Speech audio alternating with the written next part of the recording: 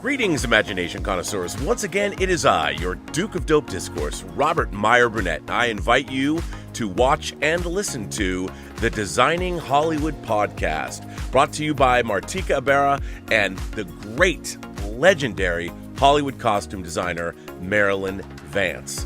I am afforded the wonderful opportunity of co-hosting the show.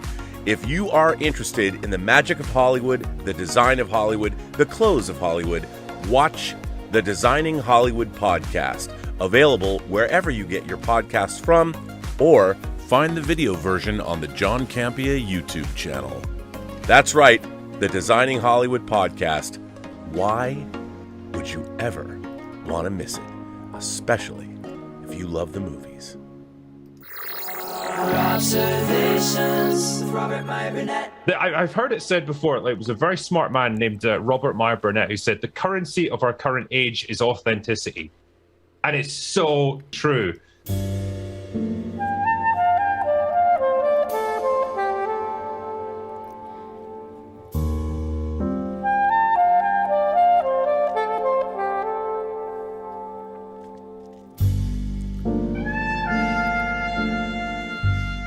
Imagination Connoisseurs Unlimited, in association with Road to Perdition writer Max Allan Collins, presents True Noir, the Nathan Heller Casebooks, starring Todd Stashwick in an audio drama detailing the travails, triumphs, loves, and victories of Private Eye to the Stars Nathan Heller, based on the 19-novel series of the same name. Look for the crowdfunding campaign for the full-blown audio drama, coming very soon to a crowdfunding locale on the internet near you. Greetings, imagination connoisseurs. Once again, it is I, your Duke of Dope Discourse, your master of fun and wonder, your viceroy of verisimilitude, your sommelier of sci-fi and cinema, your evangelist of the imagination, and, of course, your existential Mr. Rogers. That's right, me, Robert Meyer Burnett, and I'm Rob casting at you. You imagination connoisseurs, you members of this, the Post-Geek Singularity community. I'm coming to you from the Robservatory, of course, and it is Robservations episode number 938. Have to say, I just finished watching with Elizabeth the end of True Detective Season 4, The Night Country, written and directed by Issa Lopez. I thought the ending was satisfying for what it was, but obviously very well acted. The milieu was great. But at the end of the day, I felt that they took us down a lot of different directions and made us believe certain things that, of course, didn't turn out to be true. And in a way, as much as I enjoyed it, I didn't love it. It ultimately was kind of Scooby-Doo-esque. And I would have got away with it, too, if it wasn't for you meddling kids. I mean, it wasn't quite like that, and that's too dismissive. But at the end of the day, I think I wanted more. I really loved the first season of True Detective. I thought it struck a balance that the other three seasons just couldn't quite live up to. A lot of really interesting stuff going on here, though. I did want to like it more.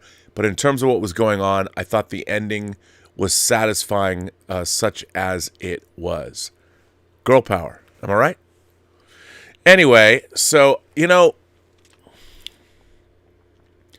I am not a Harvard MBA. I don't really know much about finance other than the fact that if I won the lottery and won hundreds of millions of dollars, I'd probably take care of my friends and family, pay off all their mortgages and all that. But I put away, like, I don't know, 25 mil for myself, pay off the house, make sure I had enough money to live. But I'd spend the rest making movies, making content, not content, but making really great films and financing my other friends' movies, because that's what I really want to do.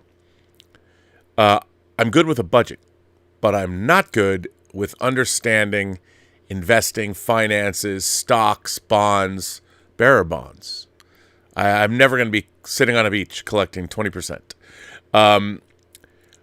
But I do think that the motion picture business had a way of working, and they're like the Super Cop story in Beverly Hills Cop. The Super Cop story, it was working. And the motion picture business, while volatile, and fortunes could rise fast and fall even faster, I think there was a way the business worked that was functional. My hair's a little high on this side. It's distracting me. I don't know why. But I can't help it. What can I say? I'm not that vain. But I just think that the disruption of Hollywood, not just the streaming services, but the difference being, I understand why Hollywood jumped all in on streaming. Because for the very first time, if you're a studio like Disney, like Warner Brothers, HBO Max, now Max, Disney has Disney Plus, Paramount started their own streaming service, Universal has Peacock. I get it. A subscription service means you get to take your catalog of material that you've already created, and you, of course, have to make new stuff, and you get an influx of cash on a monthly basis that gave you a cash flow that didn't previously exist. I mean, otherwise, you'd have to license out your stuff to other people. Why not take it in-house and make your own money? I get that. The problem is everybody wants new content, even though the irony is that legacy content usually does better on streaming services, but still you have to make new stuff to keep bringing people back, which I get. All of that threw the rest of Hollywood into a tizzy. The model, the theatrical distribution model, and then if it did well, you promote something theatrically. So a theatrical release puts your film into the zeitgeist, for good or bad. And then it moves off into physical media, it moves on to SVOD, it moves over to cable, it moves over to airplanes, it moves over to foreign. And so the ecosystem that one film exists in, and remember, I've always said that making a movie, everybody has to set up their own business, their own LLP to make the film. And then the studio buys the LLP when it's done, closes the LLP down, takes over the results of what the business made, which is one product, one movie. Disney tried things in the past, like they had an investment. You could invest in their Silver Screen Partners 1, 2, 3, 4. That worked, but for a while. I do feel that this chasing of the streaming dollar and this idea, somehow it went horribly awry. And I've often said, how much does 2 hours? How much money do you have to spend for 2 hours of time to entertain your audience? And I pointed out, of course, Netflix will make movies like Red Notice for $200 million, or even The Gray Man for $230 or $20 million with the Russo brothers, which seem like a good bet. Corporate thinking. Let's get the Russo brothers and give them $200 million, and maybe we'll get an end game out of it and make almost $3 billion. The problem is, when you go to streaming, there is no revenue stream other than subscriptions. And the subscriptions aren't just financing one movie. On Netflix, for instance, that's their only source of income. I know they've gone to an ad-based tier, but for the most part, streaming for Netflix, all you got was subscriptions. So if you could make a movie with J-Lo, like The Mother, an action film that costs $40 million, takes up the same amount of time, but it cost $160 million less than Red Notice, and it got more viewers. I mean, why would you spend $200 million when you can spend $40 with J-Lo? Because the audience doesn't care. You could make a chamber piece, and if it was good, you could make Sleuth.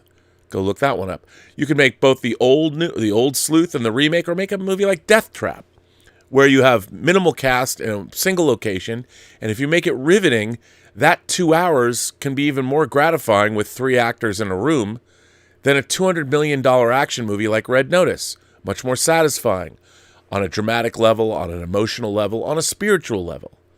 This idea that you have to spend tons of money on streaming the way, theatrically, I understand. You're servicing a global marketplace, and comedies are too colloquial. They don't travel internationally unless they have a hook that's very easily understood. Action films translate easiest around the world, which brings you those dollars. But unfortunately, on streaming, are action movies the best medium? Clearly, rom-coms work on streaming. It's funny, they've been gone from the theatrical landscape, but they work really well on streaming. They're making sequels. I mean, even if you make a serial killer romantic comedy or romantic satire like You, those do really well. Romantic comedies don't cost nearly as much as action movies do. And if they do, you're probably Warren Beatty. But anyway, I think that it's been odd to watch this happen. And I think the real reason is, and I've said this before, is that the people in charge, the Ivy League educated business people, they could be in any business. They could be working for Pepsi. Somebody working for Pepsi also knows people at Sony. They could be doing those things. At the executive level, all the people that are qualified that corporations want to show on their balance sheet, we hired this person with this education or this PhD or multiple PhDs or whomever they are, that is quantifiable. But someone's knowledge and passion is not quantifiable if they don't have a degree. No one wants to hire the Uber fan, because anyone who's a fan is if you're a fan, people always say, Rob, you should run Star Trek. Well, here's the problem. I don't have any credibility anywhere to run. I couldn't run a network show. I've never done it before.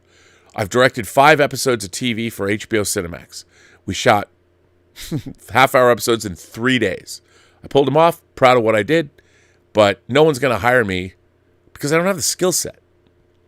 And nothing wrong with that. I'm not coming down hard on myself, but no one's going to hire me to do something I haven't done. I wouldn't do it anyway. I could work in maybe a different kind of a capacity. I could direct, I could edit, I could work with writers, but I'm not a WGA writer. I mean, I could be a consultant. I'd be a good executive producer. But again, I've never done that job, so on a corporate spreadsheet or anybody that would be hiring for that position is not going to hire me. No matter how much I know, no matter how many of my YouTube shows they've watched, no one will hire you. It's kind of like, imagine that in Sidney Pollack's voice from Tootsie. You're a tomato.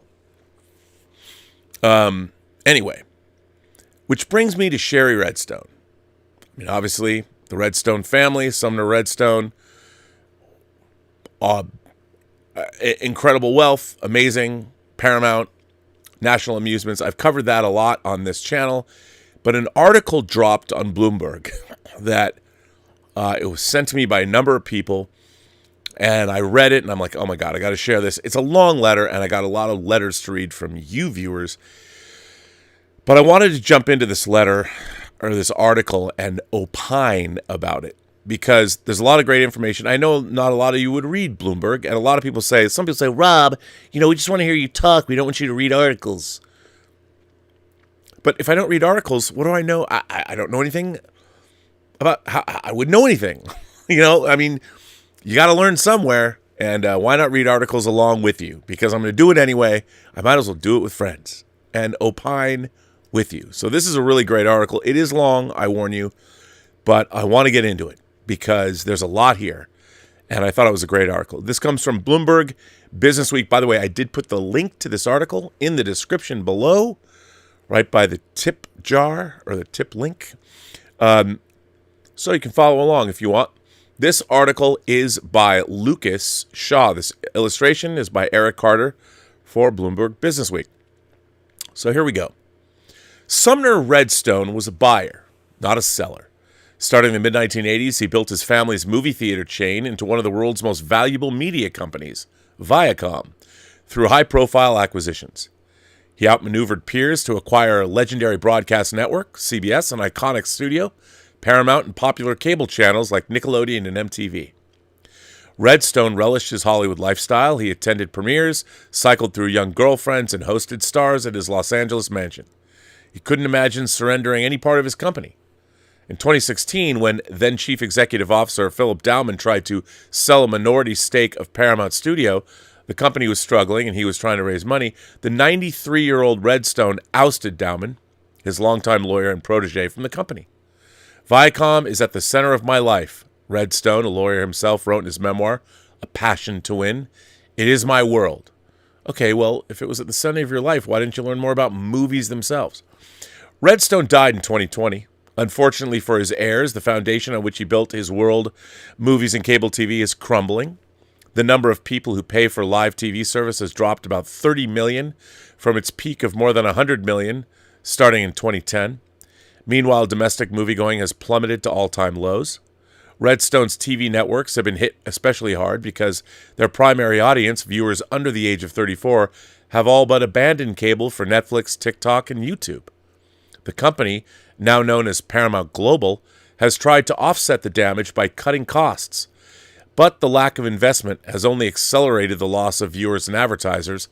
Paramount's TV ad sales are projected to have fallen $1 billion last year. Sumner's daughter, Shari, who took over for her father as chairman, thought that streaming would save the company. She spent billions of dollars on original series for its flagship service, Paramount Plus, producing spin-offs of hit shows such as Yellowstone and expanding the Star Trek universe. Oh, I'm sorry. Was I coughing? Expanding the Star Trek universe. Yet all that spending hasn't attracted a large audience. Paramount Plus accounted for less than 1% of TV viewing in November, behind not only Netflix and Hulu, but also Peacock, the Roku channel, and Tubi. So much for Star Trek. Paramount's streaming business is projected to have lost about $1.5 billion in 2023, dragging down earnings for the entire company. Paramount has said that its losses likely peaked last year. There's Shari. She's an attractive woman. I'd go into business with her. Paramount isn't the only traditional media player that doesn't exactly have a success story to tell these days.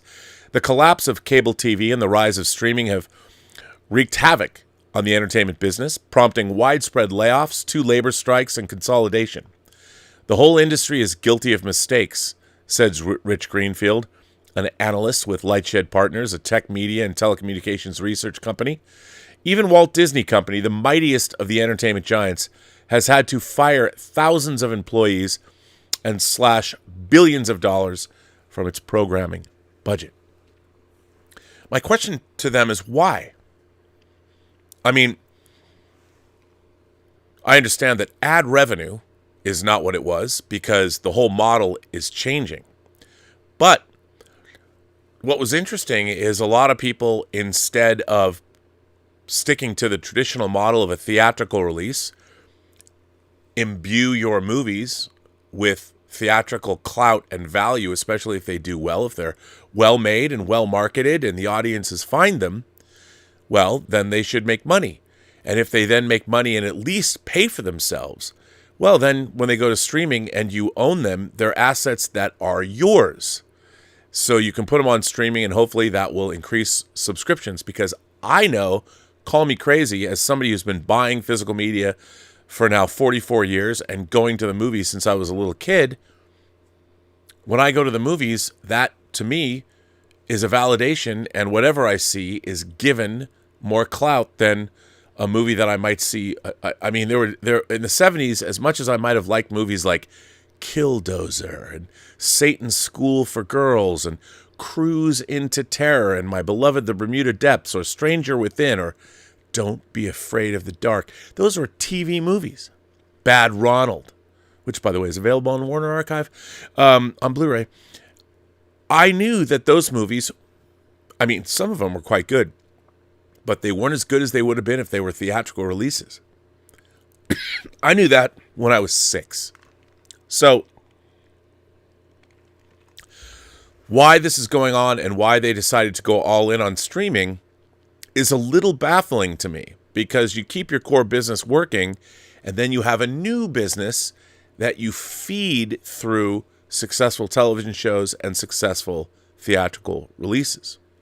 It's an ecosystem. Although you can't singularly penalize Paramount in such a tumultuous media moment, Greenfield says, the company has a smaller margin for error than most of its peers. Disney has lucrative theme parks, and Warner Bros. Discovery Incorporated owns the largest TV studio. But Paramount made all its profit last year from traditional TV networks, according to projections.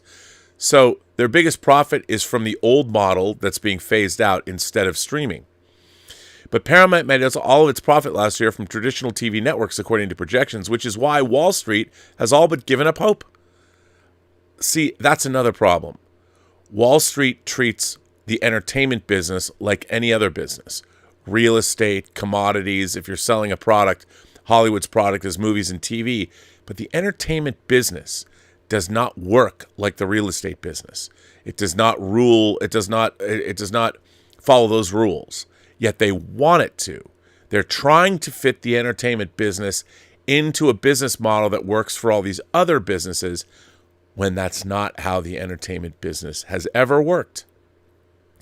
And yet, now that these corporations own the entertainment business, Wall Street looks at the entertainment business and says, wait a minute, why can't this business work the way all of the other businesses we invest in? It's a different business. It's a fickle business. And as if anyone read William Goldman's great work, Adventures in the Screen Trade, they would know, Wall Street would know, that in Hollywood, nobody knows anything. And that's not good for a bottom line. Anyway, Wall Street has all but given up hope. The company's market capitalization has plunged below $9 billion, less than a third of what it was 5 years ago. Ooh. With more than $16 billion in debt and little cash coming in, Paramount has had to slash the dividend it pays to National Amusements, Inc., the Redstone's holding company. Paramount's decline has also forced Shari Redstone to contemplate what her father would never, a sale of the family business. For the past several months, Redstone has been conducting an informal auction, according to more than a dozen interviews with people involved in the process, such as current and former employees, financial advisors, and bidders. She's held discussions about selling control of Paramount to suitors, including budding media mogul David Ellison, who's from Skydance, private equity firm Apollo Global Management Incorporated, and Warner Brothers Discovery, home to HBO and CNN. Former stand-up comedian Byron Allen has made 2 separate bids for Paramount, the first of which the company rejected. There's still a pretty good chance no deal will happen. High interest rates and a federal government that's wary of mergers both stand in the way, as does Paramount's sinking share price. If Redstone can't find a solution, the company will be in danger of becoming an industry stalwart whose downfall exposes the deterioration of an entire sector. Paramount's decline jeopardizes the future of its namesake studio, an almost 112-year-old institution that released The Godfather, Grease, and Titanic. It also imperils CBS News, the home of Edward R. Murrow, Walter Cronkite, and 60 Minutes. MTV, Nickelodeon, and Comedy Central, which raised generations of kids, are already afterthoughts to anyone born this century. The company's troubles are also a warning sign for Hollywood, which looked to avoid the fate of newspapers, magazine, and music industries ravaged by the internet. But as media companies struggle to transition from cable to streaming, they're surrendering to the next generation of TV viewers to short-form video apps and services that tech giants in Silicon Valley and China own. So far, Hollywood has relied on restructuring and layoffs rather than innovation and growth, leading to questions about whether we're in the last great age of TV. Sumner Redstone split CBS from Viacom in 2006. He thought it would benefit the latter. Cable was booming. Investors liked niche networks, and broadcast was seen as a slow-growing and drag on the stock. Shari opposed the move, one of the several disagreements that prompted her to strike out on her own. After starting a venture capital company, among other projects, she returned to the family fold when she worried that 2 younger paramours were taking advantage of her father. She eventually ejected them from the family home. Redstone then spent years battling Dowman and then CBS CEO Leslie Moonves, who didn't want her meddling in his business, for control of her family's 2 big media companies. When Shari, is it Shari? Maybe it's Shari. But when Shari reunited CBS and Viacom in 2019, most media executives said it was too little, too late. Netflix Inc. and Amazon.com Inc. were already spending billions of dollars annually on original programming and had built streaming services with global audiences.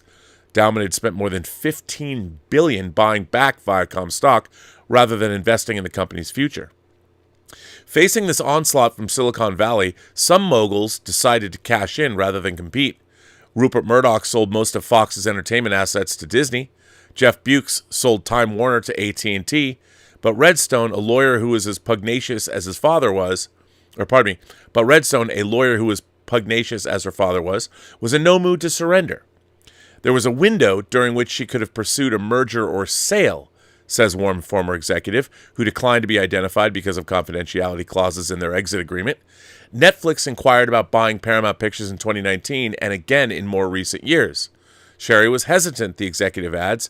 She'd inherited the legacy. By the way, if Netflix had bought Paramount, they would not have kept Paramount running as a major studio, I don't think. They have no interest in releasing movies theatrically, as they keep proving again and again. They had a perfect opportunity with The Glass Onion, the sequel to Knives Out. They're like, we're going to give it a theatrical release. Here was a film that grossed over $300 million worldwide. They spent $400 million acquiring 2 sequels from Rian Johnson. What do? They released the film in a piddly 700 theaters with a minimal P&A, with a minimal marketing budget. And that film, which should have made $500 million worldwide, eked out whatever it eked out. But it could have done a lot more because Netflix really wasn't committed. It was a half-hearted attempt. If you're going to try it. And you had a no-brainer with Glass Onion. That movie, I mean, I liked it. I didn't love it, but I liked it. But it was a sequel to a beloved film. That movie should have made $500 million. It should have made $500 million worldwide. It could have, but Netflix didn't want it to because Netflix doesn't really want to release movies theatrically. That's why we're getting Beverly Hills Cop as fuck, or it's Beverly Hills Cop Axel F. We all know what they mean. Why is that going direct to streaming if it's a good movie? You know, Evil Dead Rise was it was originally theatrical, then it was direct to streaming. Test screening went well, they make it theatrical. Mean Girls, Paramount's own Mean Girls, was made direct to streaming, the Mean Girls musical. It's made over $100 million theatrically. It paid for itself, made some cheddar. Now you put it on streaming when people have seen it and like it. Maybe not as much as the original, but they like it. Why is this so difficult to understand? Instead, Shari Redstone decided to go all in on streaming. On their own, neither CBS nor Viacom had the scale to compete with Netflix. Viacom had no paid streaming service and had licensed 2 of its most popular titles, Yellowstone and South Park, to rival services. CBS had All Access and Showtime, 2 niche services, but the combined company owned more than 140,000 TV episodes and 3,600 movies. It was the home of NCIS, SpongeBob SquarePants, and Star Trek, and had the rights to NFL. Surely Redstone thought that would be enough. Well, if you had people that knew how to make great Star Trek, it might have been. Crafting the streaming strategy fell to Bob Bakish, a former management consultant who joined Viacom in the late 1990s. Bakish had overseen the company's international operations and was relatively unknown in U.S. media. But with the executive ranks of both their companies hollowed out, Redstone thought Bakish, strategic, practical, and most important, loyal, was the right fit for CEO. Bakish had the mandate to build a streaming service, but he didn't have the balance sheet to pay for it. The merger created a company with $19 billion in debt. To raise money, Bakish sold real estate, including the famed CBS headquarters in New York, and tried to sell book publisher Simon & Schuster. The government blocked the sale to a competitor, but later approved a deal at a lower price to a private equity firm, Kohlberg, Kravis, Roberts & Company. He also cut costs at the company's cable networks, gutting executive teams and programming budgets. In 2021, Redstone and Bakish unveiled Paramount Plus, their answer to Netflix. The service included original movies from Paramount, a reboot of MTV's The Real World, and spin-offs of Yellowstone. Bakish advertised Paramount Plus as a mountain of entertainment, a play on the snowy peak and the Paramount logo. The service arrived months after similar offerings from Disney, Apple Incorporated, and Comcast Corp., companies that dwarfed Paramount in sales and profit. Paramount Plus defied skeptics by growing more quickly than anyone anticipated. Despite its late start, the service amassed more than 50 million customers and was adding more people in the U.S. than any competitor, and this is still true. Paramount's other streaming service, Pluto TV, was growing even more quickly. Bakish had acquired the free ad-supported business, which has hundreds of niche live channels, for only $340 million in 2019, and it was now worth billions. The strategy we have is indisputably working, he told Bloomberg News in September of 2022. That year, Paramount released the highest-grossing movie in company history, Top Gun: Maverick. At the same time, it had the most watched drama on cable, Yellowstone. Neither one of those are Star Trek. I wonder why. But the company's investment in Paramount Plus couldn't have had worse timing. It had started adding millions of customers just as rising inflation and a war in Ukraine changed how Wall Street evaluated companies. Fast growth and losses were out, profit was in. Making matters worse, Netflix growth stalled at the start of 2022, causing investors to worry that streaming had peaked. Whereas Netflix had spent years building toward profitability, most other companies were trying to replicate its success within an accelerated time frame. Streaming growth across the industry slowed right when companies were experiencing their worst losses. Can I just say, this happens all the time.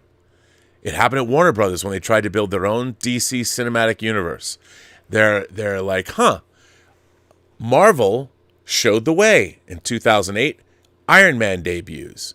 Then in 2012, years later, almost half a decade later, we get the Avengers. Careful planning. Hey, it works, right? Then Avengers makes $1.5 billion. Well, what happens is you make Man of Steel, and then, oh wait, we want to get some of that Avengers cheddar, so let's force a Batman v Superman Dawn of Justice movie. And you haven't even introduced Wonder Woman and Batman yet. So how's that working out for you? And, and they expected, because, hey, we've got Superman and Batman. They were counting on $1 billion gross. But they hadn't laid the groundwork. Man of Steel, I'm a big fan of Man of Steel. I really am. But they needed to make a Batman movie, and they needed to follow it up with Man of Steel 2 should not have been Batman v Superman Dawn of Justice. Man of Steel should have been Superman, because Clark Kent was the Man of Steel. And by the end of that, when he defeats Zod and saves the Earth, he has become Superman. And then the third movie should have been Batman v Superman Dawn of Justice, and then you make your extravaganza. That's just me. That's what I would have done. Planning, methodical. But everybody wants, because that's what Wall Street wants. Hey, wait, we're not going to wait. Let's accelerate the time. Why? In what universe does that ever work? I understand. You have to, everybody wants their quarterly profits. You want to see that, the quarterly earnings so you can tell your stockholders. But it does not work. It's never worked. It just doesn't work. You can't do business that way. Anyway, but the company's investment, I already read that. As Paramount's stock languished, David Nevin saw an opportunity. The former head of Showtime thought he should be put in charge of programming strategy for Paramount Plus, given his role in creating hit shows such as Billions, Dexter, and Weeds. But Backish didn't think Nevin's tastes were broad enough. The company's biggest hits were shows such as Blue Bloods and Yellowstone, not Showtime dramas. See, this kind of thinking is, think about it. A good show is a good show. And Billions, Dexter, and Weeds show quite a wide range of storytelling. And to think, and this is such corporate thinking. This is such Hollywood thinking. Well, he can only make these 3 shows. So, we love Blue Bloods and Yellowstone. As if this guy who created or was instrumental in creating or making sure Billions, Weeds, and Dexter got made couldn't see the value in Blue Bloods and Yellowstone. This kind of thinking is crazy. It has hampered Hollywood from the beginning. And again, it all comes down to risk aversion. What you need is people that understand great storytelling. Most of your favorite directors, think about them. Whether it's Stanley Kubrick, my favorite director, worked in many different genres. It doesn't matter what kind of a show, whether it's a drama, whether it's a comedy, whether it's a horror movie, whether it's science fiction, a great storyteller can work in all genres. And the idea that you're like, well, that guy's a horror guy. Okay, you're a horror guy, but to make horror work, you also have to understand drama. And horror is very close to comedy. So anyone who's a great horror director, I'm not saying 100% of the time, can probably handle other genres with aplomb.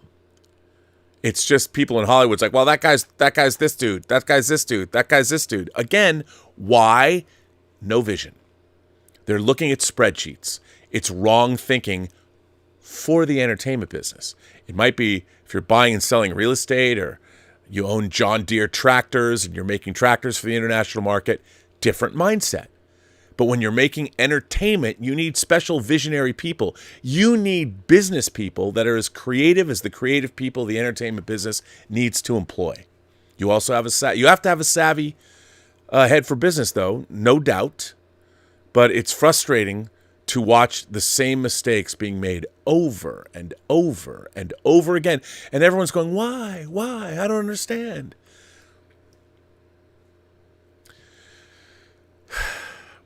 Teaming up with private equity firm General Atlantic, he offered more than $3 billion for his old network.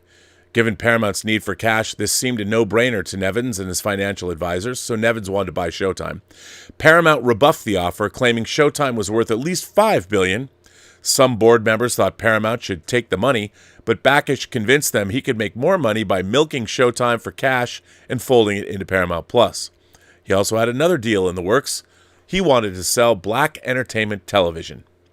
A touchstone of the black community, BET LLC had its own studio and a streaming service partly owned by filmmaker Tyler Perry. But it was missing out on ad dollars because it was owned by a white family, according to several people who spoke to Bloomberg Businessweek. Industry experts told Backish that advertisers would spend more money on BET if they could say it's a black-owned business. So he got a who's who of black media figures to bid, including Perry, Sean Diddy Combs, and Byron Allen. Bids topped $2 billion, but Paramount refused to sell for less than $3 billion. After rejecting the offer for Showtime and failing to sell BET, many Paramount employees and even some board members questioned Backish's handling of the sales. We got an unsolicited offer for Showtime from Nevins. We looked at it, and the reality is it wasn't that interesting to us, Backish said last year. He hasn't addressed the BET negotiations. Paramount has been holding talks of late to sell BET to Scott Mills, its current CEO, along with outside investors. I don't know if you guys know much about Tyler Perry, but Tyler Perry is a force to be reckoned with. Using his own resources, he built one of the most incredible production facilities that exist on Earth. During the pandemic, he actually brought everybody in, quarantined them, and they lived on his studio. He has a huge studio lot with state-of-the-art facilities, and he was able to create programming, brand new programming, en masse during COVID because everyone lived on his lot. That's what a baller Tyler Perry is. He wasn't just great in Gone Girl. He's just great in general. He knows what he's doing. I'd want to get to bed with Tyler Perry and in business with him too. No, but seriously, I'm kidding. The not about the bed part, but not about the business part. He is a very, very savvy guy. Redstone's desire to extricate herself from her shrinking media empire increased after October 7th, the day Hamas killed about 1,200 Israelis and foreigners and kidnapped hundreds more, precipitating an Israeli invasion of Gaza. Ever since October 7th, my life has been turned upside down, she said, at an event hosted by entertainment industry publication The Wrap in December. She expressed fear for her safety, the survival of Israel, and the future of the Jewish people, adding that she's using her platform to educate people about these issues. Now it's all I think about 24 hours a day, and it's what motivates me from the minute I wake up to the second I go to bed. After years of avoiding overtures to buy the company, Redstone has finally been willing to listen. David Ellison, the CEO of Skydance Media, the de facto production company of Paramount's movies, has been drawn to Paramount Pictures since he arrived in Hollywood as a 20-something with dreams of making movies. Few titles affected him as much as Paramount's Top Gun. He watched the film on VHS tapes, Laserdiscs, and DVDs. It motivated him to become a pilot, and his love of aviation inspired the name of his company. Skydance has been in business with Paramount for 15 years, co-financing and producing many of its biggest movies. Ellison worked with Paramount on the Oscar-nominated True Grit and Brad Pitt's World War Z, and his studio is now a major stakeholder in many of Paramount's most valuable franchises, including Mission Impossible and Star Trek. He also produced Top Gun Maverick. Ellison has been expanding his business into animation with former Pixar Animation Studios boss John Lasseter and sports through his docuseries deals with the NFL. Skydance raised $400 million in 2022 from investors, including private equity firms Redbird Capital Partners and KKR. Recently, the 41-year-old recruited his dad, tech billionaire Larry Ellison from Oracle, and these investors to make a preliminary offer for National Amusements. It would give him control of Paramount, letting him merge it with Skydance and vaulting him into the upper echelons of media moguls. I like this idea. I like this idea because David Ellison, by all accounts, is a really nice guy and he wants to make movies. I've had friends that have worked with him and speak very highly of him. We almost sold our comic book miniseries Living in Infamy to them to make as a TV show. They went with Altered Carbon instead.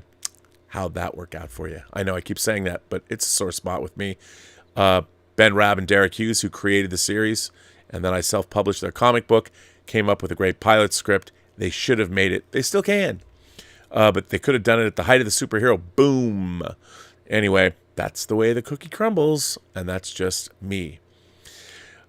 Even though Redstone has spent time with Ellison and his father, she's been less welcoming toward Byron Allen, who's assembled an unlikely media business combining the Weather Channel with local TV stations. Allen has tried and failed to buy several big-ticket items in recent years, including the Denver Broncos, the ABC Broadcast Network, and BET. Investors have often questioned whether Allen had the financing to seal those deals. Hey man, the Weather Channel, everyone needs the Weather Channel.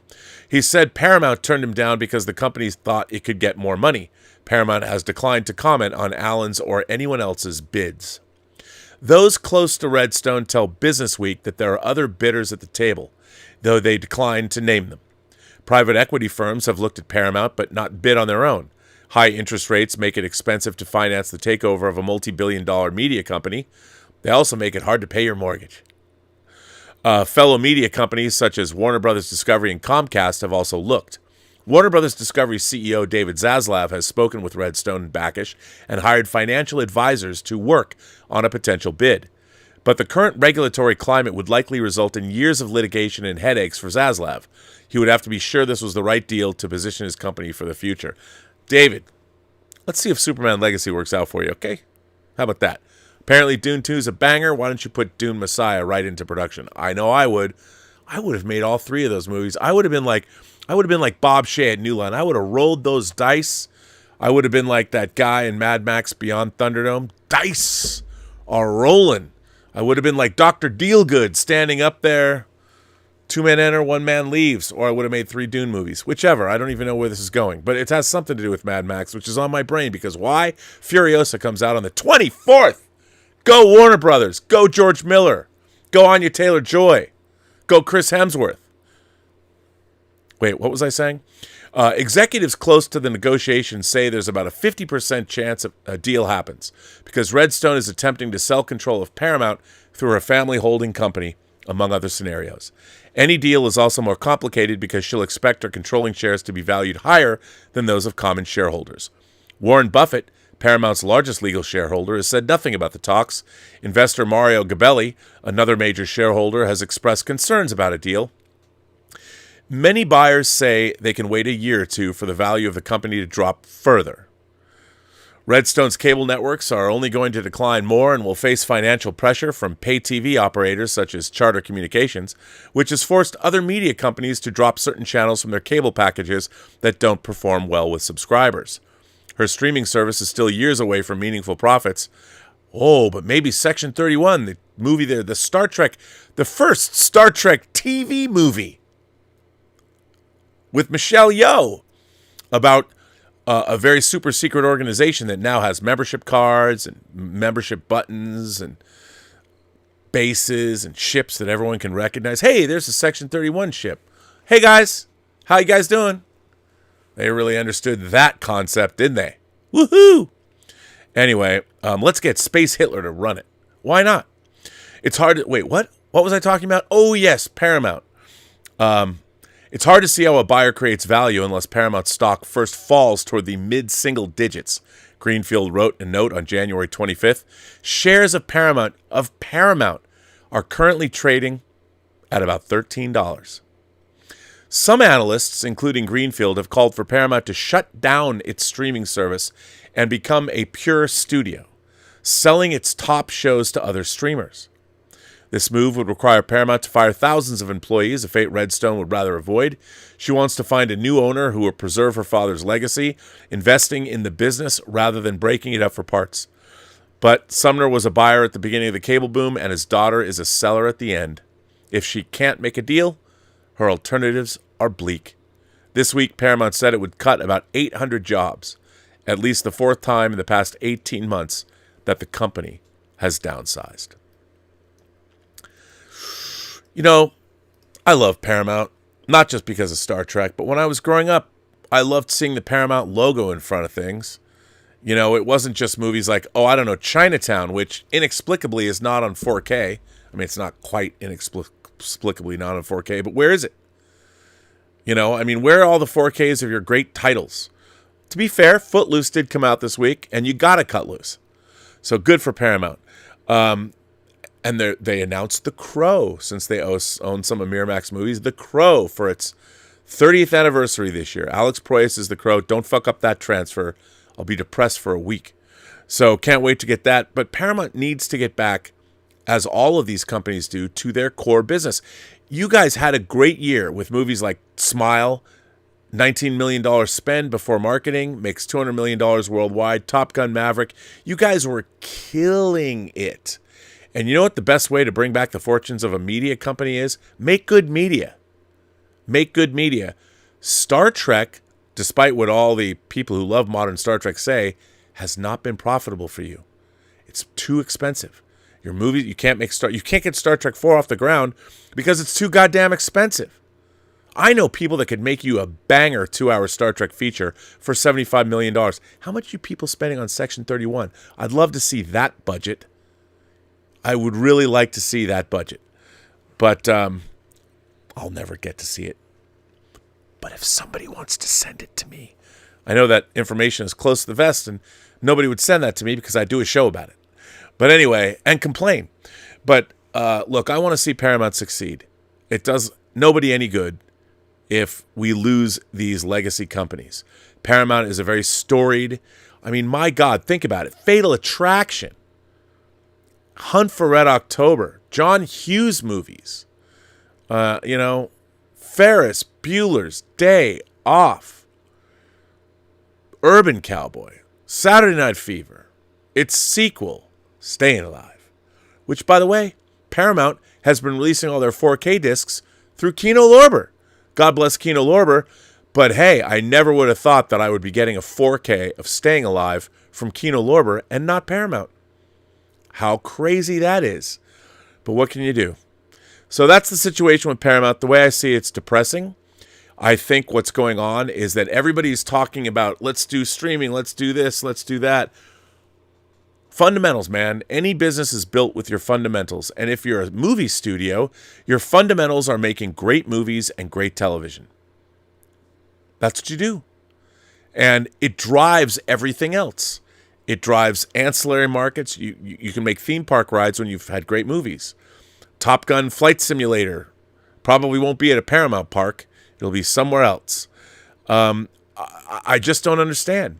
I don't understand why we don't have passionate. Let's return to the Mavericks who knew how to make movies, and not for $200 million. Somebody that can make a J-Lo movie that's going to make a lot of money or at least get great viewership on Netflix for $40 million. Paramount used to live at the mid-budget, adult-oriented, dramatic. I mean, they could make Fatal Attraction and Indecent Proposal were both water cooler movies. I think Fatal Attraction is a better movie than Indecent Proposal, but still. Would you let your significant other sleep with somebody else for $1 million? That was going on for weeks. Weeks. Demi Moore and Woody Harrelson and Robert Redford. Come on. Get back to that. Of course, audiences today wouldn't know who any of those people are. Maybe Woody Harrelson because he was in Zombieland. But okay. Robert Redford, he was that guy in Winter Soldier, right? But anyway, I mean, get back to that great stuff. You know, Paramount used to be able to do this. Why aren't they? Why is everybody, I mean, I know they're trying to make big swings. I get it. I understand that. But why not put out 20 decent movies? And my very good, my one of the wisest people I've ever met in the entertainment business, who just keeps making things. He's dispassionate about it. He's playing a numbers game. He finds great material and gets it made, sets up deals all over town. He's getting things made. He's got like 10 things in production, and they're all good for the most part. He knows what's up. Deal with him. But even he told me, I said, what's the deal, dude? And he was like, because people don't know what's good anymore. And that's a big problem too. That's a big problem too, is that the people that are working at the top, these Ivy League educated business people, are not movie fans. They don't know story. George Lucas said it years ago. They're business people, and they're working in a business that they don't love. What other business has people at the top that know nothing about their product? I don't know. I would think you'd want people that are savvy business people that also understand how good movies are made and they can recognize a good movie. They're the ones that have to have the relationships. I don't know. I don't get it. I don't want to see Paramount go down the tubes. What do you guys think? Is it worth saving? I don't know. Let's see what you have to say. I got letters to read. I love hearing from you guys. Joseph Michael said, stupid question. There are no stupid questions, Joseph. Stupid question. Could Paramount's fortunes improve if they joined Movies Anywhere along with the other big four studios? Maybe if they had enough. They might not want to join Movies Anywhere because they can't afford to do it. But probably anything that can increase their theatrical business. And the thing is, the last couple years were very good to Paramount theatrically. That's what's so weird. They were doing good things. Irene Jobson says, happy birthday, RMB. This joke is going to keep going. I love it. I love it. And I appreciate you playing along at home. Lover of Green truly sent me 20 greens, 20 greenbacks. Lover of Green said, are the major studios still doing the health mandates? As of 2023, Nerdrotic claimed that those safety measures eat up 30% of the budget. He openly despises California's mandates, but I want to hear your honest perspective. No, well, they did. COVID mandates were hugely expensive. And not only that, they cost productions to be very slow. You couldn't make your days. That's where things get really expensive. It's not so much the COVID protocols. From what I understand, they have been walked back quite a ways. I think they're still there, but they were very expensive. And what made them most expensive is that, so when you're making a show, the way a movie is budgeted, at least the production phase of a movie, so every day has a certain dollar value associated with it. And let's just say for the time being, for this sentence, that your budget is $100,000 a day. Now, you're shooting a 120-page script, and each day you come out with what's called there's a call sheet and a production report at the end of the day.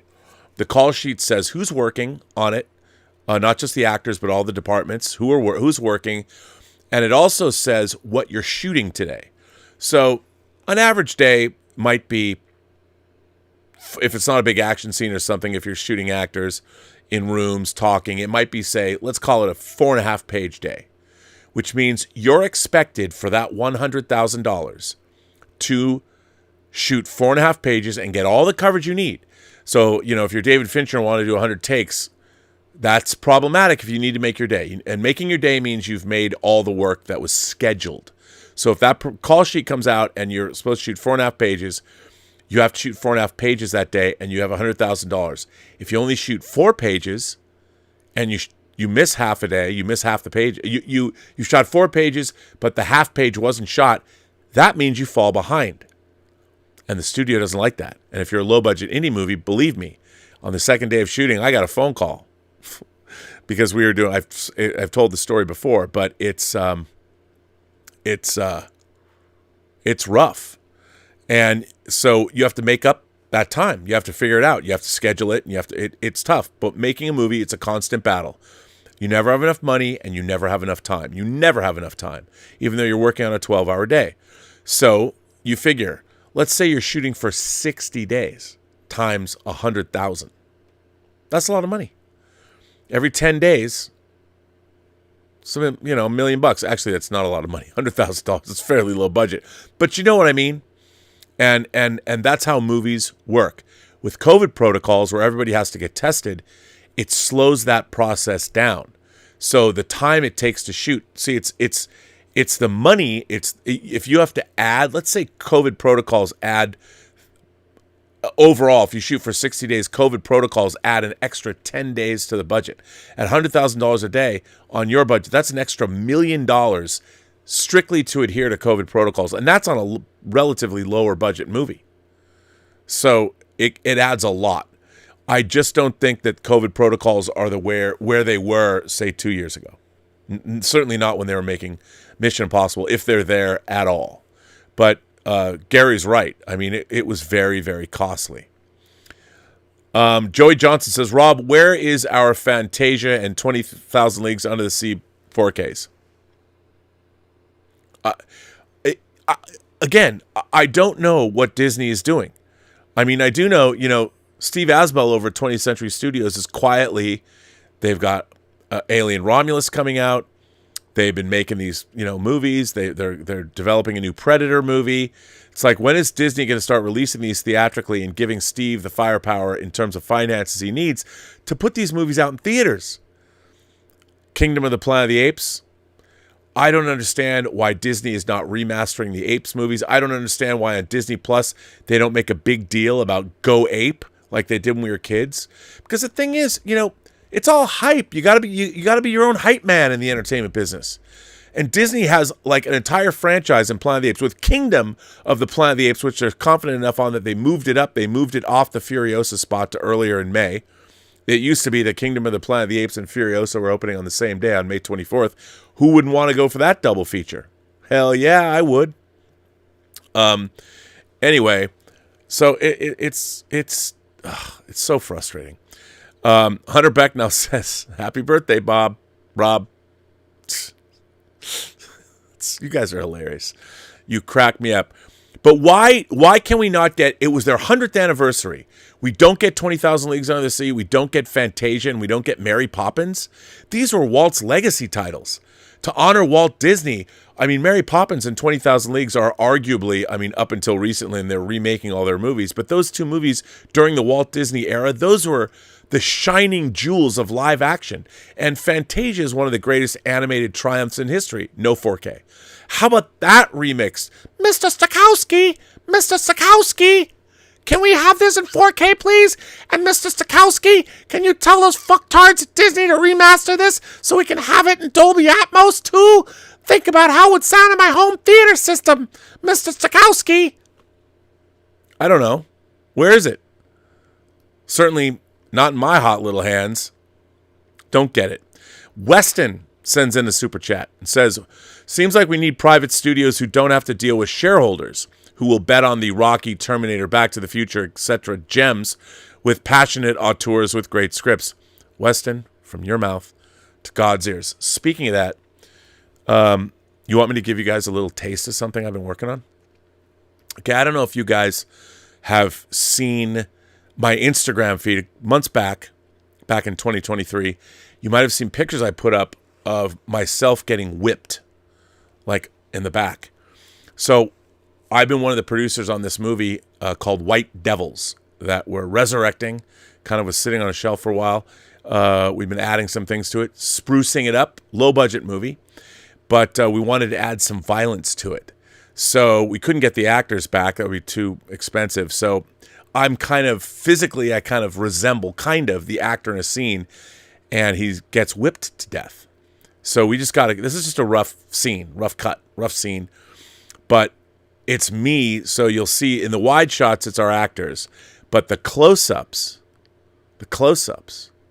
are me, and you'll see the prosthetics. Now, I warn you, remember, this is a horror film, and for those of you who might be squeamish, but think about your boy here. For an afternoon, I was hanging up, and getting whipped. And Vinny Guastini did this. He's been in the business for a long time. I think Vinny, a lot of the time, sometimes visual effects guys half-ass it. Vinny went all out. The prosthetics he made, the blood worked. He did a great job. So if you need if you need special makeup effects, Vincent Guastini, go find him. Go use him. I give him my highest recommendation. He did a great job for us. And obviously we didn't have top dollar to pay him, but he did not phone it in. He did some great work. I'll leave it for you to decide. So maybe this is a world premiere. I didn't tell Gabe I'm doing this, but hey, here's a little bit from White Devils, produced by me, and apparently I gave my life for this scene.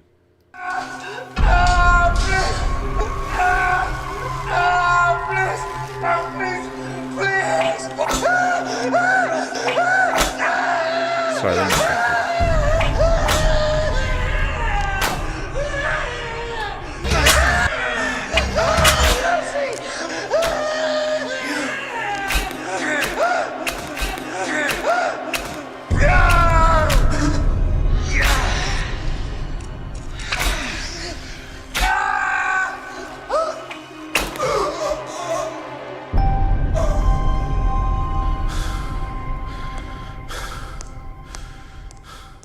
Ooh, that's me. Ouch.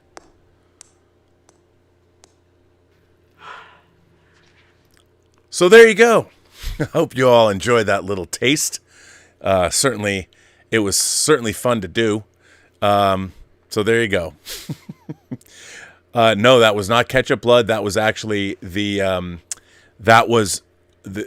classic blood mix for Hollywood. And I should say that scene is not color timed. But anyway, so there you go.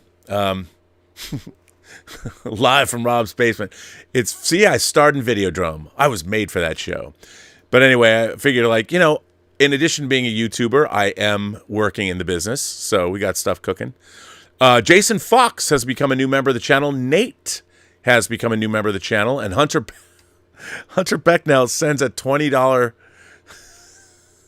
super chat saying happy birthday. You guys crack me up. Anyway, let's read some of your letters. Boy, there was a lot of loquaciousness. Why was the character being whipped? Asks Reese Mack. Well, Reese, you'll have to see the movie. White Devils. And you're going to hear more about it from me. Jake writes in a letter. Subject headline is Patrick Stewart as an awesome villain, a.k.a. a true Machiavellian prince. Patrick Stewart as the best villain, a.k.a. a true Machiavellian prince. So, Bob, I had a crazy dream the other night. I don't remember all the details, but I was sitting next to Patrick Stewart in a recliner chair, perhaps at a resort.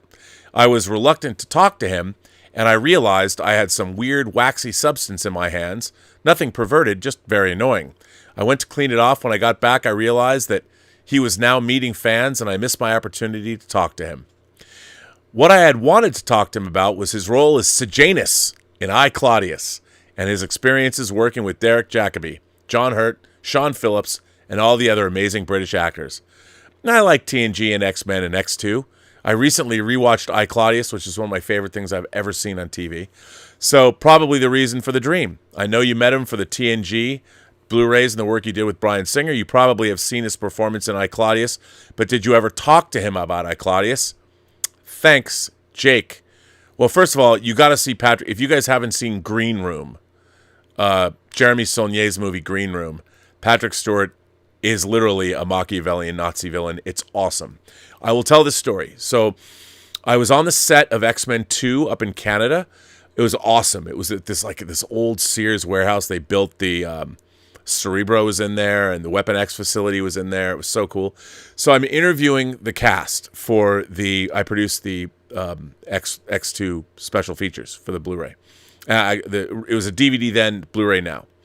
So I'm up there and I'm interviewing Patrick Stewart. And usually when I interview people that I don't know, my tactic is to start. I have to love this thing. It has to be something that they were in that I particularly love, that is relatively obscure or something that isn't talked about a lot. So it was very funny. So I sit down with Patrick Stewart and I said, okay, sir, I got to tell you before we start, I'm a huge fan of. He's like, oh, I bet you're a big Star Trek fan. And I'm like, well, yeah, but I want to talk to you about playing Sejanus in I, Claudius. That was the first thing. I led with this. And Patrick Stewart, he was like, he's all taken aback. He's like, oh my God. And he's like, no one talks to me about that anymore. I loved I, Claudius. And he gestures over off camera and he brings over this really beautiful mixed race woman with dreads. And I mean, and she was his hair and makeup person, or hair. And of course, it's funny with Patrick Stewart being bald on the X-Men.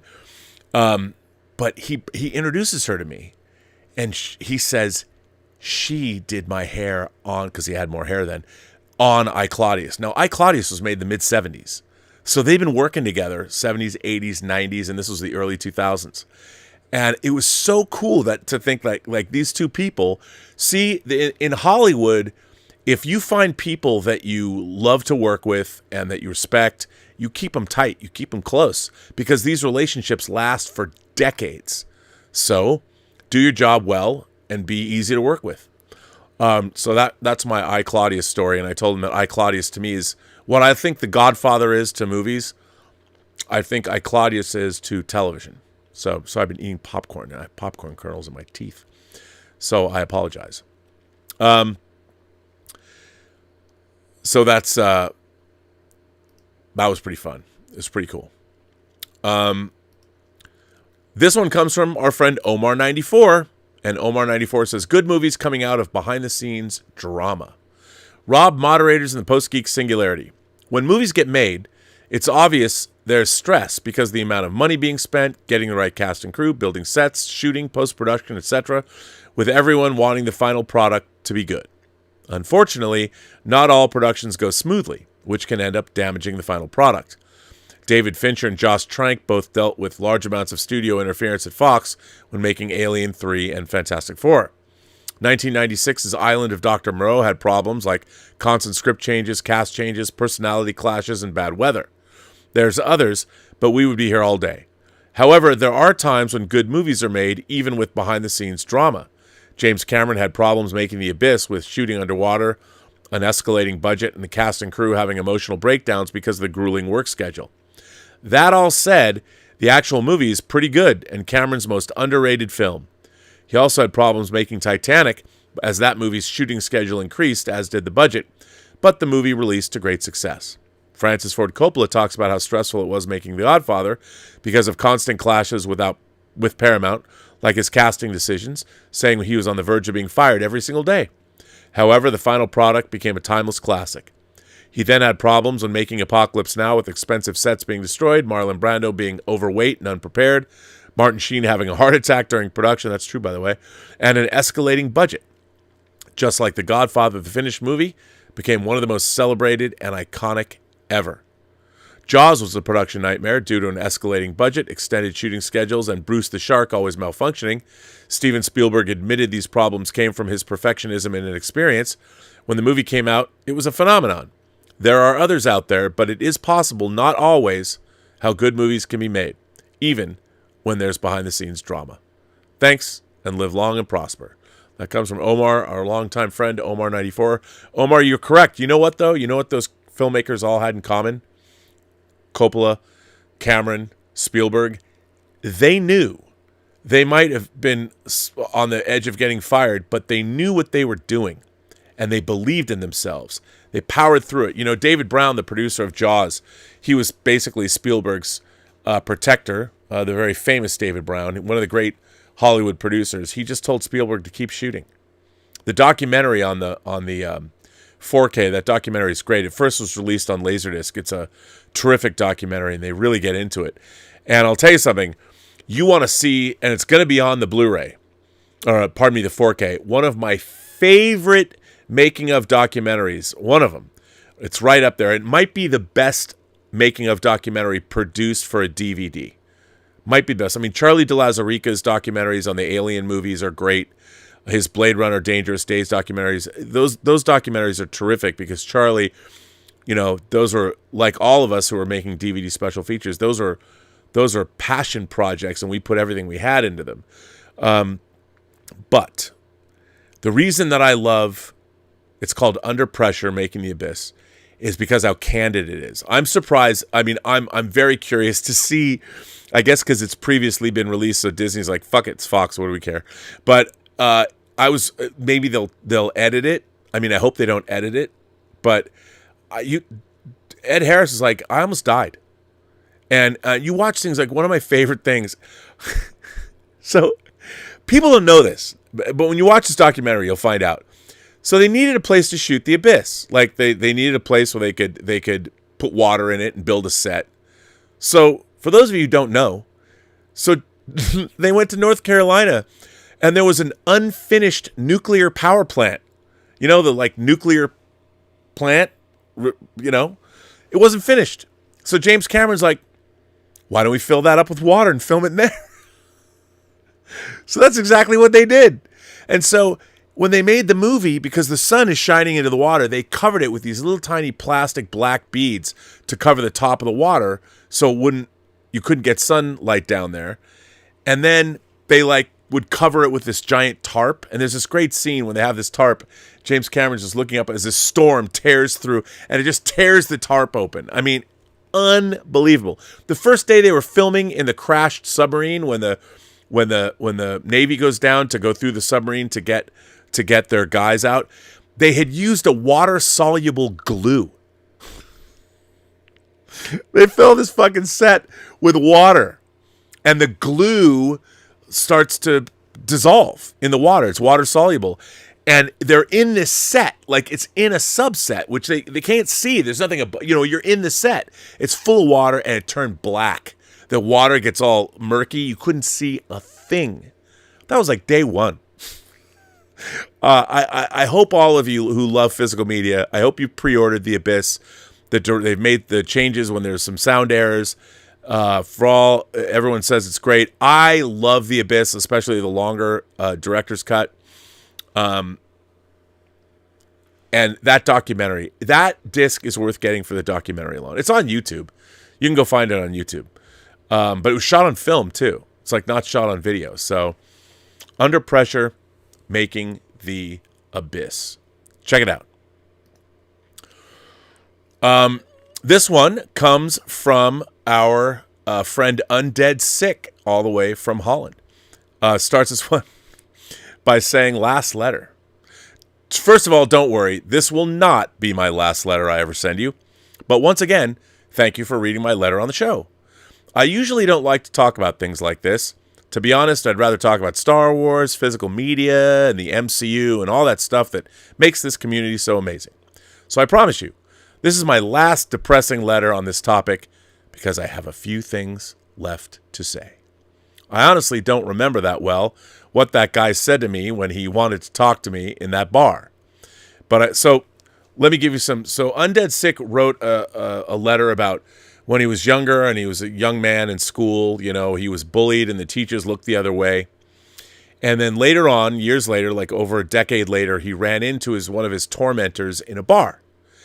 And he did not forgive. The tormentor took him aside and apologized for bullying him. And Undead Sick said, I wanted to punch him in the face. And I had responded, I said, look, you don't know that guy, he might have been getting beat up by his dad. He might have had horrible problems at home that turned him into a bully. I'm not saying he's justified doing it, but he had his own problems too that he was working through. And it was my position, after reading his letter, that I said, look, this guy had been thinking about it. Now, I understand being on the receiving end of bullying, which I have been, it's not fun. And you want revenge. After I got jumped in Sydney by 4 guys and they beat the shit out of me, cracked 3 ribs, broke my nose. I guess I had a form. I would think about what happened and I would get angry. Even though I fought back and I was able to get up, I mean, I was a mess and my nose broken. It's crooked. The ribs take weeks to heal before they don't hurt anymore.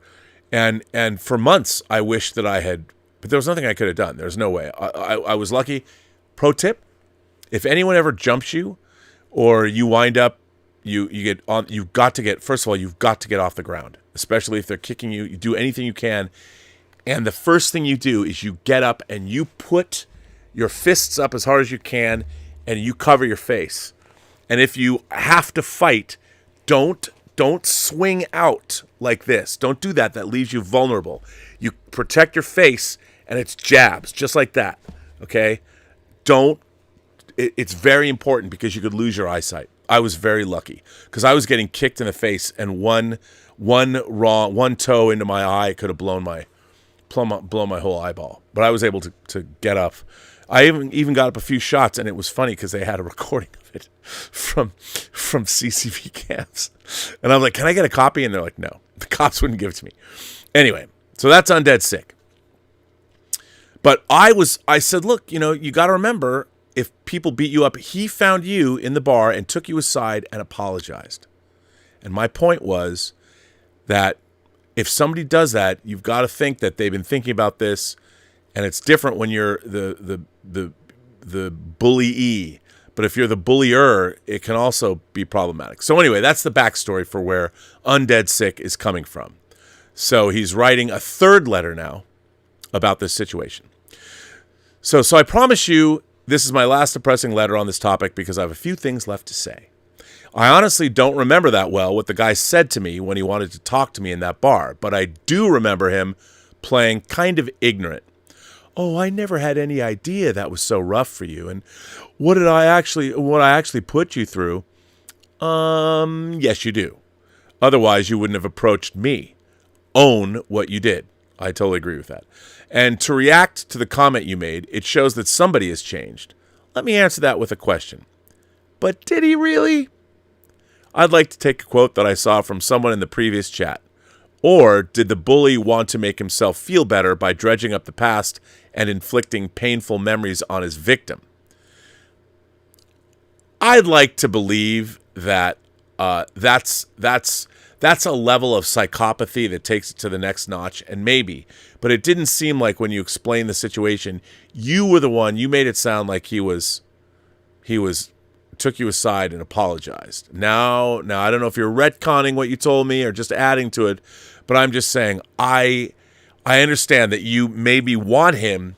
I think people who show remorse, especially, he wasn't trying to inflict more pain on you, I don't think. It sounded to me like the way you described it. Or did the bully want to make himself feel better by dredging up the past and inflicting painful memories on his victim? Well, that's a sadist. You're traveling down a path of true evil, and I can't. Only you can say that. That makes much more sense, and that kind of martyrdom, I feel, is a kind. That makes much more sense, and that kind of martyrdom, I feel, is kind of silly and pathetic. And to me, this is the core problem. I have to ask, if you really felt this way, then why did you not come to me 10 years ago, or even 12? So let me ask you a second question. What's the exact worth of an apology like that? And let me be very clear. I would never actually break his jaw because I chose to rise above that. But when it's all said and done, I just can't trust whatever comes out of this person's mouth because he's given me not one single reason to. Anyway, that is my whining done, Rob. And I'm not even whining about movies.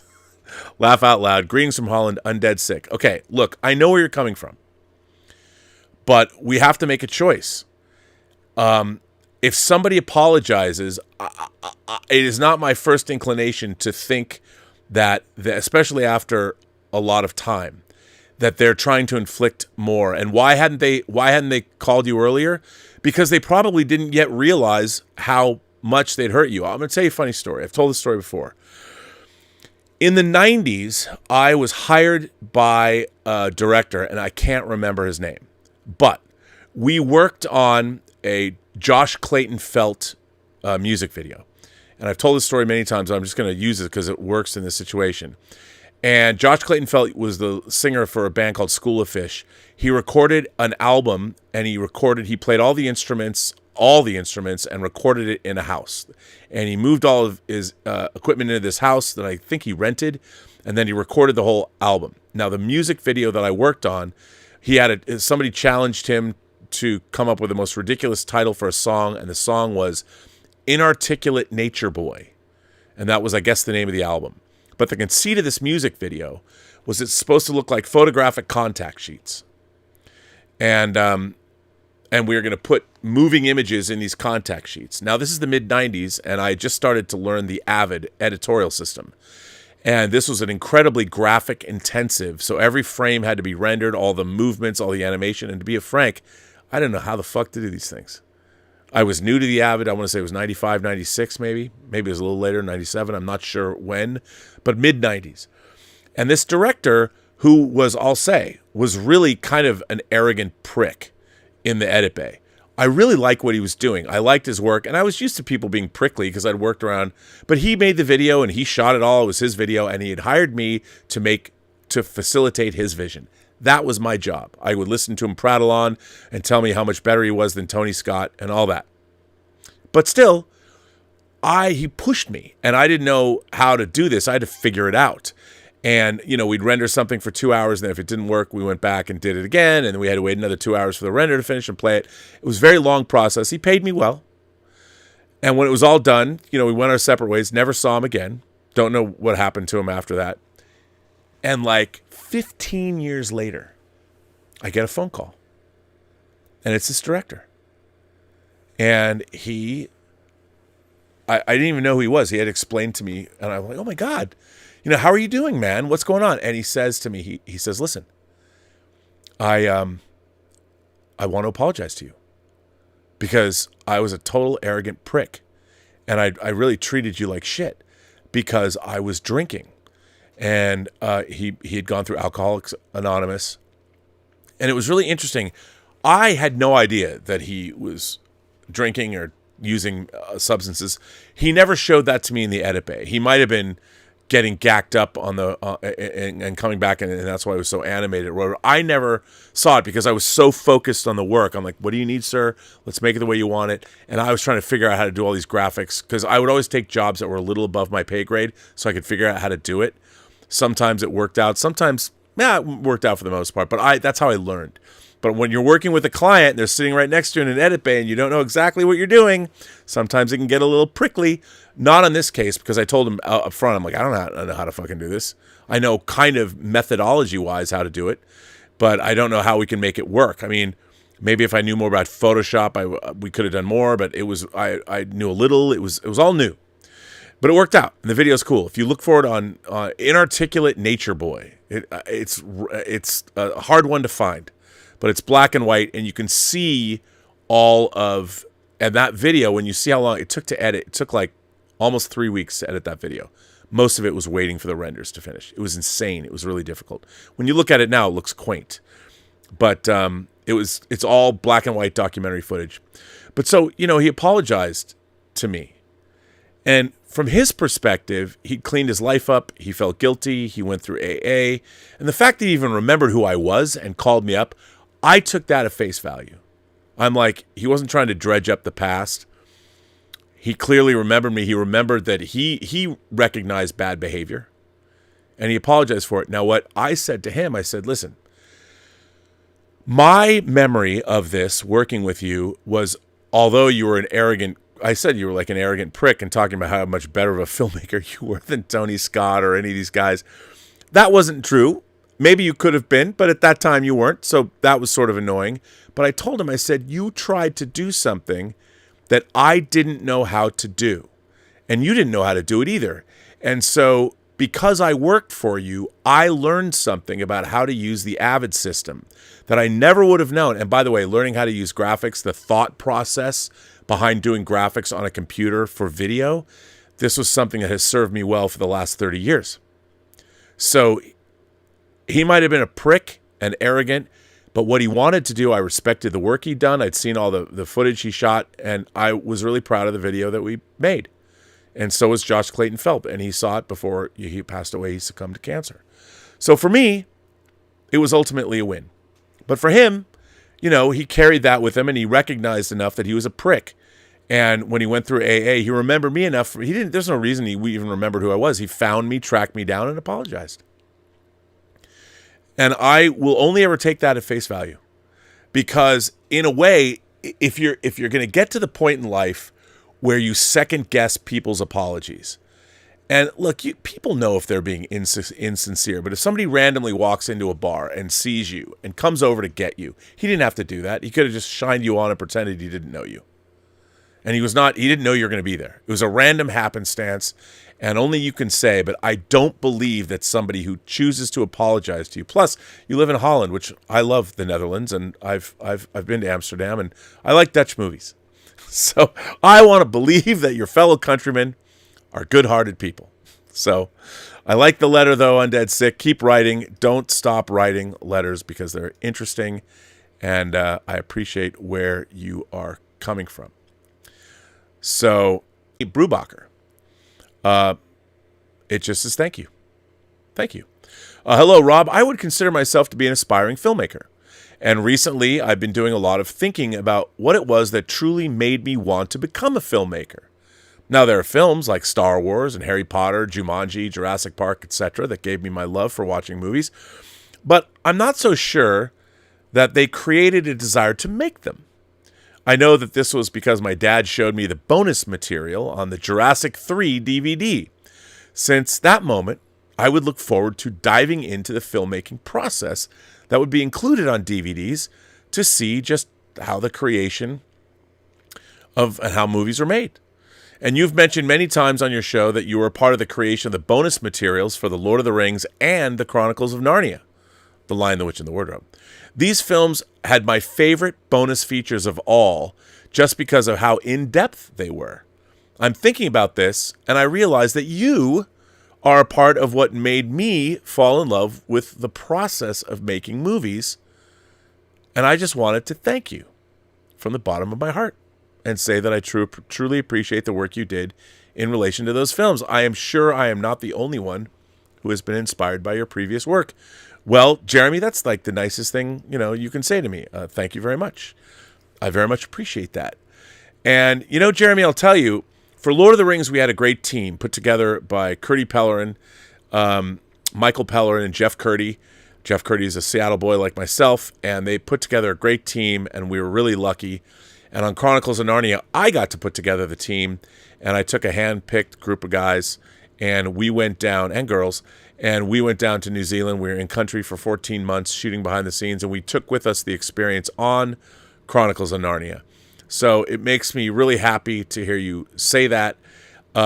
Everybody that worked on both Chronicles of Narnia and Lord of the Rings. I mean, Chronicles of Narnia ended up being made a little bit generic because Disney stepped in, as they want to do, and they kind of took it away and made it the way they wanted it to be. I would have made it tell more personal stories, but like in Lord of the Rings. But still, really, really proud of the work, and we shot so much behind-the-scenes material. It was so much fun, and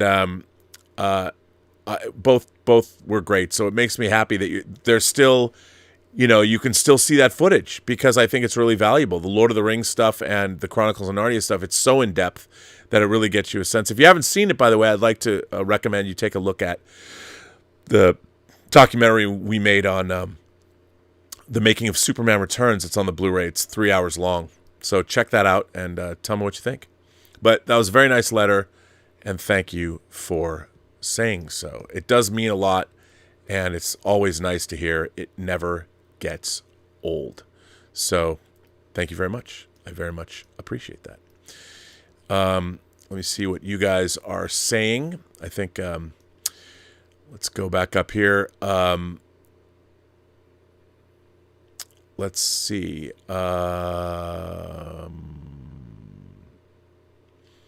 Ryback is an imagination connoisseur. Welcome, Ryback. Thank you. D's Webos has been a member for 16 months. And Kevin's been a member for 28 months. Thanks. Appreciate that. Member call this weekend. Hunter Becknell sends in another $20 super chat and says, Rob, I'm not a Disney cares about the man, Walt. Oh, I don't think Disney cares about the man, Walt Disney. They just want to cash in on the name and the IP. Walt Disney, the man, does not factor into the legacy. But it should. It really should, because it was one man's vision. Thomas Logan said, if Patrick Stewart had said to you Star Trek is shit, Roddenberry was a moron, as are all Trekkies, would you have still proceeded with the Uncanny Suspects? Yes. Look, actors, and I can say this as many times. I mean, I guess I can't say this enough, but actors And the people that work on your favorite projects will never have the experience that we have as viewers. There is a gigantic Grand Canyon-size chasm between the people that make things and the people that watch things and become fans. Rick Berman, who I got to meet and I admire very much, he still thinks he was slumming when he made Star Trek. 18 seasons of TV, 4 feature films. He made tens of millions of dollars. But he would much rather have been making like his Big Blue Marble documentaries, and he would have liked to have made things that he perceived as more, I think, erudite and more meaningful, even though I know he knows that Star Trek is meaningful. He just feels that A Flight of Fancy is not necessarily going to be as valuable as something that could really change the world, like a great documentary. But you can't, I don't fault actors for that, because they'll never understand the relationship you have with a finished film. So if somebody says an act, like, look, it's not an actor, but one of my favorite comic artists and writers of all time is Howard Chaykin. And I loved his American Flag. It was one of my favorite comics. You know, in the early 80s when I started buying comics again, American Flag I thought was incredible. I thought the art was incredible. The layouts were incredible. The story was incredible. His writing was incredible. I loved everything about American Flag. It was one of my favorite comics ever. Still is. And I went to a convention to meet Howard Chaykin and have him sign the cover of American Flag 1 for me. And he was in a very bad mood. And I was trying to sing his praises to his face. And he was like, nobody cares. Whatever, it's fine. I'm like, but your page layouts and Ken Brusnak's letters and all lettering and all that is so amazing. Nice. No. And it was very disappointing. I've subsequently talked to him and told him the story, and he's great. But at the time, he wasn't doing too well, and he was not having any of my praise. So that was interesting. So I did have kind of that experience, but it was wild because, you know, for him it's work, but for me, seeing it as an audience member, I had no inkling of what was going through his mind when he created it, and nor should I, because it doesn't matter. But yeah. By the way, you like that title, Uncanny Suspects? Get it? I thought it was funny. Isaiah S. says, real talk, could you ever see John and Gary ever having a conversation? You mean John Campea and Gary Beekler? Sure. I mean, both of them are very nice in real life, you know? I mean, on YouTube, but I think that if they could have a conversation. I think John could pretty much talk to anybody. You know, because John, you know, in real life, John, you got to understand that when we're on talking to that little green light, we're by ourselves here, and you know, you're putting on a show. Like I'm sitting here, I'm literally talking to myself. If you think about it, it's really kind of weird, to be honest. I mean, I'm a social guy. I like to be around people and have conversations and hang out at the bar for 10 hours and talk and hang out and do whatever, and it's bizarre to be talking to people and not have any feedback.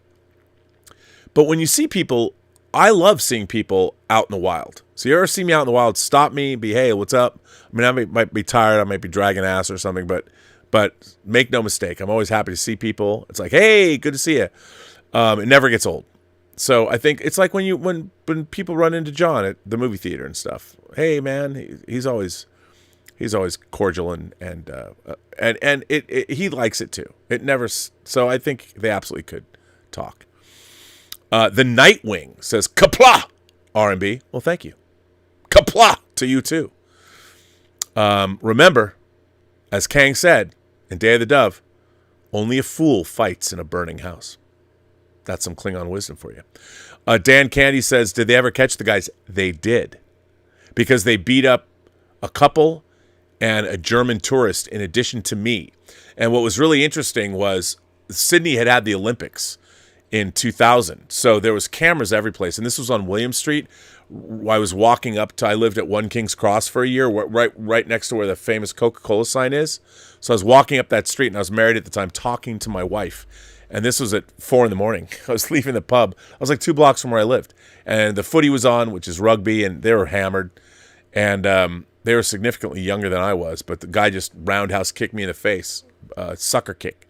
I was like, what the hell? Whoa. And my phone went brawl. It was not good, but it hurt. Ostracized Child sends in $5. Thank you, Ostracized Child. That's very nice of you. Our friend Scott Bartholomew says Trek is the most universal and influential franchise in entertainment history. It has affected and influenced so much since its debut. Certainly inspiring people. And I when people say, "Oh, but what about Star Wars?" Did Star Wars inspire people to become engineers and doctors and astrophysicists, though? And remember, Star Trek had an 11-year head start on Star Wars. Star Trek existed for over a decade before Star Wars even existed. So Star Trek was first. Darius White sends in a $20 super chat and says, I, Claudius, was my favorite PBS show. Amen. It was that, Faulty Towers, and Tom Baker's Doctor Who every Sunday night on WYES. Yes. Where is WYES? I'm sick to death of the demise of the once great BBC. Thanks for letting me time travel with you, Rob. Well, that's a great letter, Darius. And WYES. Let's find out where WYES is. New Orleans. I love that. I'm going to go get some beignets at the Café du Monde. I love New Orleans. Love it. Don't worry. I would go get beignets and coffee somewhere else. The Café du Monde's fine, but that's where you go with tourists. Man, do I love New Orleans. The last time I went to New Orleans, I had so much fun.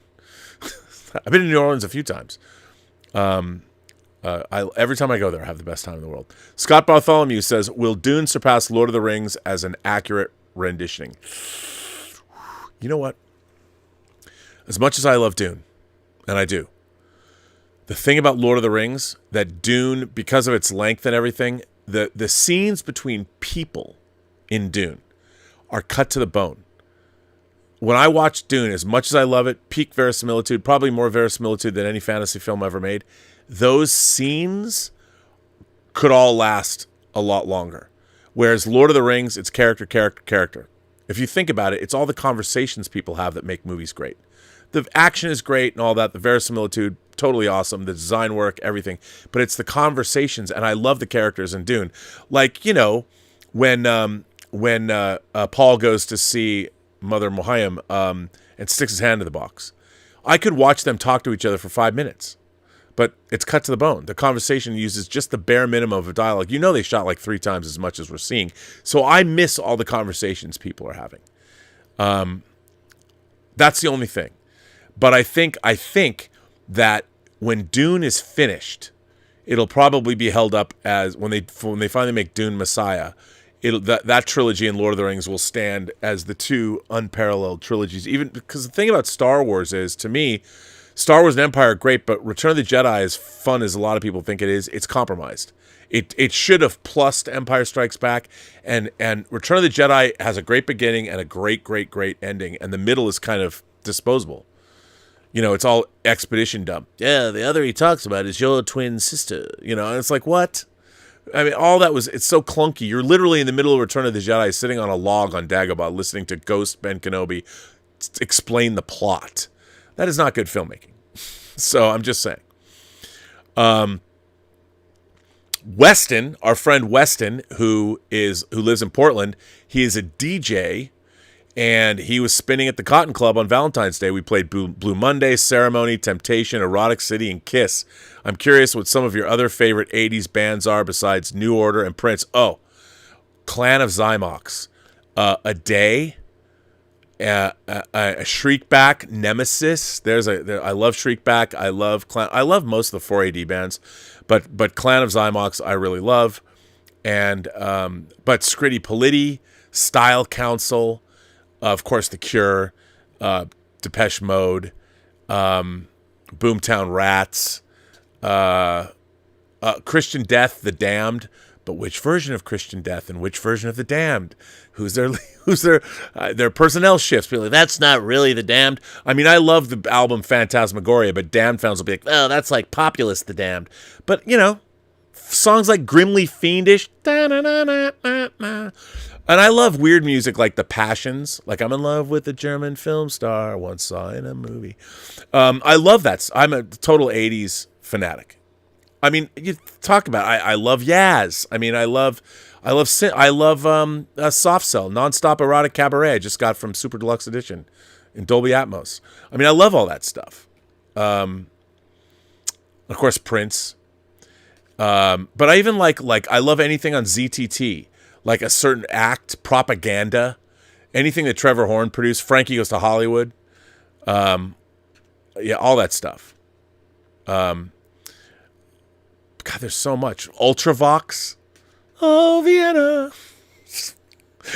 We could just sit down. I just want to go through your record collection. And if it's, give me a 12-inch remix.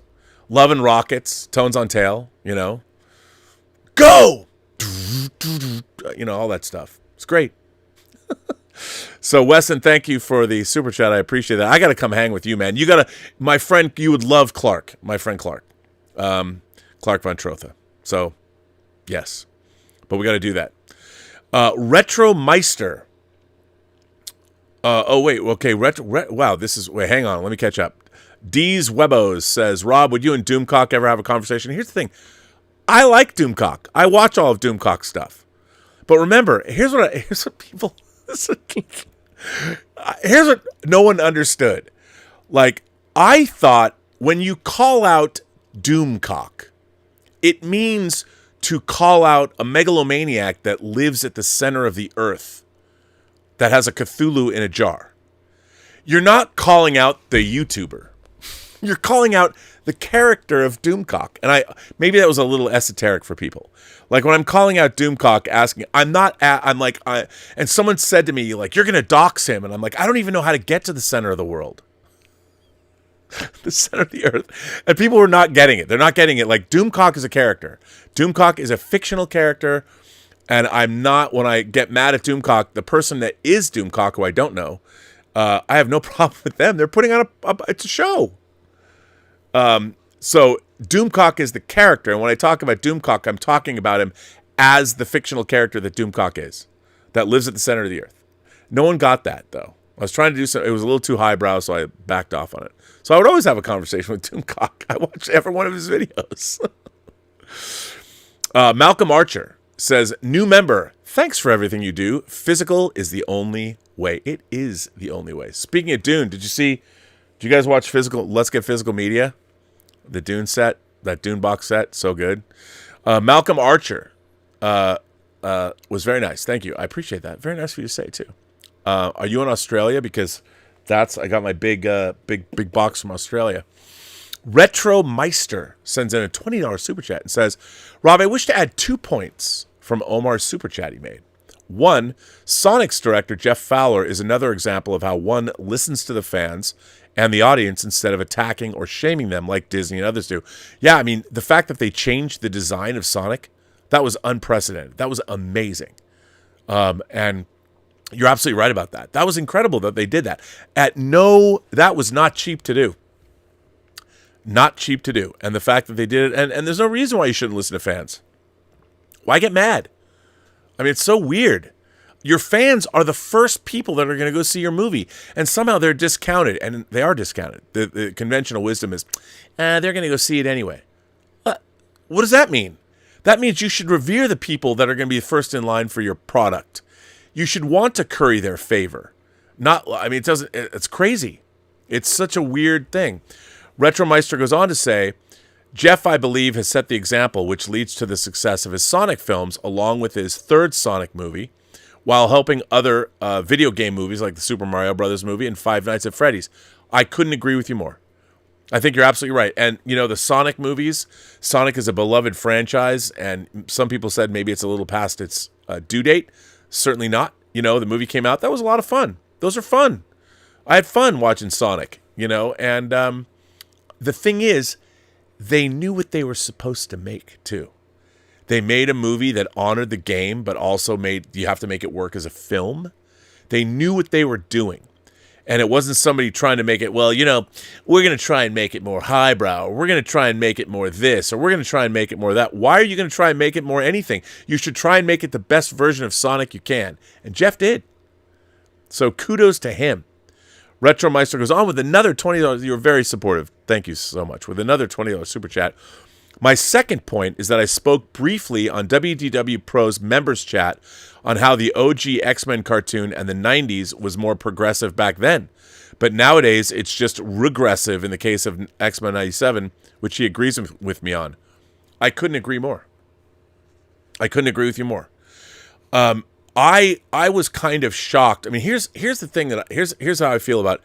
The X-Men as a team were always metaphoric in terms of if you were an outsider, if you were somebody that was shunned, or if you were bullied, if you were LGBTQ and you couldn't come out.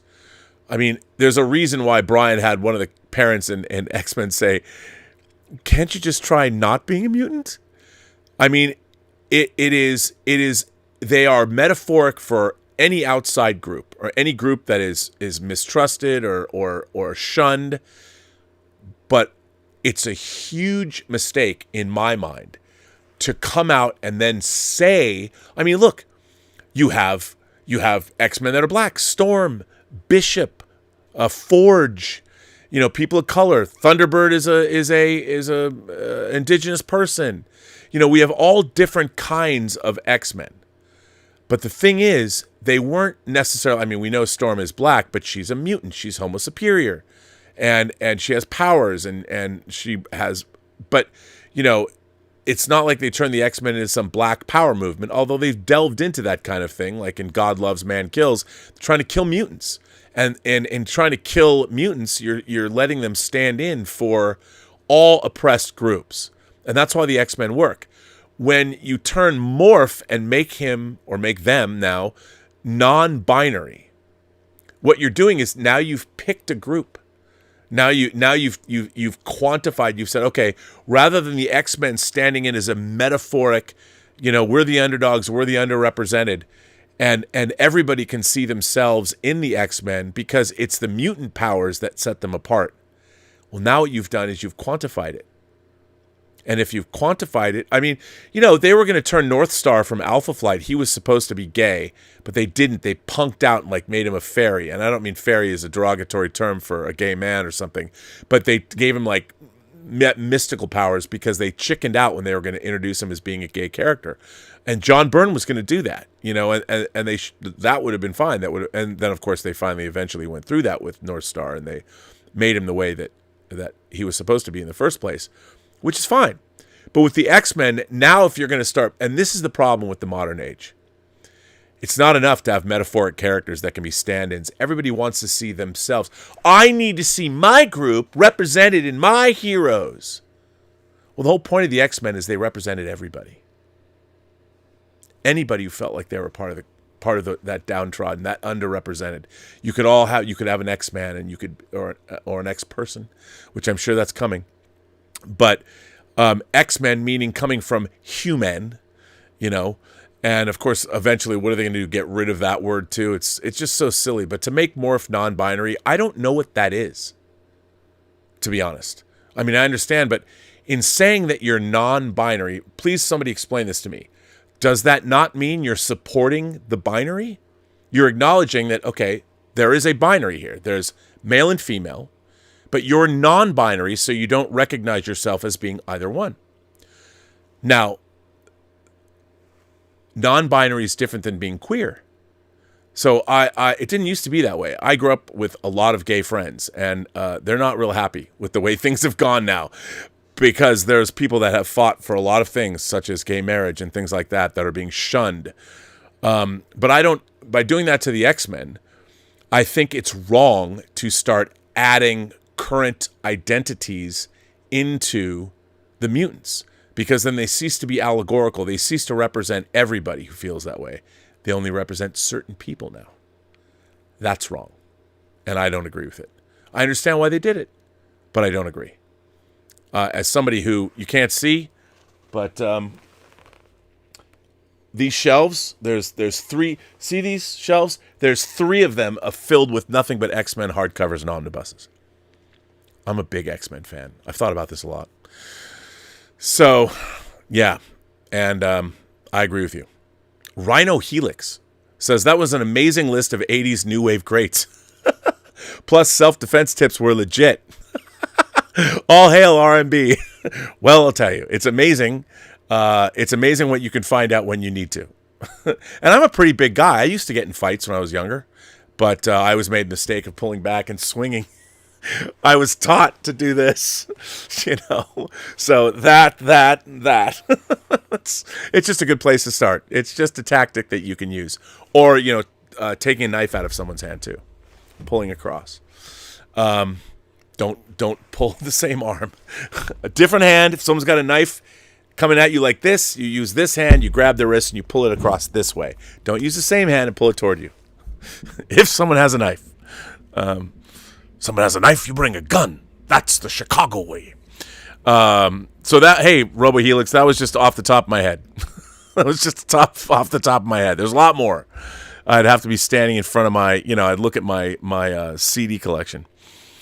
Darius White says, Rob, get your beignets from the Café du Monde City Park near the New Orleans Museum of Art. There was a scene from Benjamin Button's. Oh, I know it. That took place there, and that's where the natives and their families go for their beignets. Yeah, but I like the river. But no, I'll go there. Darth Plato says, now Rogue looks like Richard Simmons. Man, unless we not forget, remember, when Rogue was introduced as part of the Brotherhood of Evil Mutants in Avengers Annual 10, she took Carol Danvers' powers and threw her off a bridge. I'm kind of looking forward to that. Hunter Becknell sends in a $20 super chat and says, the greatest band in their world, Morris Day and the Time. It's a Jay and... No, Morris Day and the Time is not a Jay and Silent Bob reference. It's a Purple Rain reference. And before that, it was a Minnesota reference. Come on. Ooh, ooh, ooh, ah, ah, ah. O-E-O-E-O. I think I want to know you. No, it's pretty cool. Yes, Kevin Smith put Morris Day and the Time in his movies, but remember, Morris Day and the Time was a Prince band. Prince put Morris Day and the Time together. I don't know if that's true, but instrumental. They all knew each other from the Minneapolis scene. Dr. Fink, Dez, Wendy and Lisa. I tried to get Wendy and Lisa to score Free Enterprise 25 years ago, and they wanted to do it. They came to my office and watched Free Enterprise. Wendy and Lisa watched. I got something else for them. Got to figure out a way to talk to them about something. Scott Bartholomew says, today's Trek needs to return to its non-LGBTQified roots. This DEI bullshit has to stop. Well, I'll tell you something. And this is something that people... by the way, Narf says, have you seen the trailer to the American Society of Magical Negroes? Yes. By the way, that's a real movie. The American Society of Magical Negroes. I've seen the trailer. I'm like, wow. Very interesting. I don't know. I've heard the movie's okay. I don't know much about it. I'm curious to see it just because of the title. But here's the thing about what I don't. Again, Star Trek worked allegorically. In terms of representation, all the way back to a fourth season Next Generation episode called The Outcast, which I always talked about on the show, where Riker goes to a society that's genderless. The Janai is the name of the race. And there's a character named Soren, not Malcolm McDowell's character. But Soren is a character in this genderless society, and some members of the society feel more male or feel more female. And Soren, this character, is feeling that they are more female. And Riker falls in love with him. And they have this forbidden relationship. And at the end, which is shocking, she goes through conversion therapy and is turned back into a them. And it's chilling. But as far as Star Trek is concerned, that is allegorically how they were dealing with a lot of those issues. That's what science fiction does. When you turn around and you make it non-allegorical and you hit something on the nose, like, the episode Let That Be Your Last Battlefield, when people are white on one side and black on the other, and then other people are black on one side and white on the other, but the colors are different and they hate each other. It's absurd. The whole thing was, that whole episode's supposed to be absurd because it's supposed to show you how absurd disliking somebody because of the color of their skin is absurd, considering there's only one race of human beings on this planet, the human race. And it depends, your ethnicity, the reason you look the way you look is because of where your ancestry was from, that are naturally occurring traits that occurred wherever you grew up, wherever you came from. So to hate each other for that, and once humanity becomes a spacefaring race, once human beings are marrying aliens, like Spock's parents, one's a human being, one's a Vulcan. Can you imagine? We have a problem with intermarriages in this country for a long time. You couldn't get married if you were different ethnicities, black men, white women, white men, black women. You couldn't do that.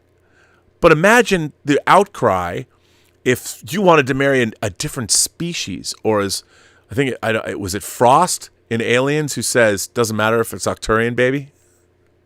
I mean, once we go off planet and become a spacefaring race, do you think anyone's going to care about your sexuality?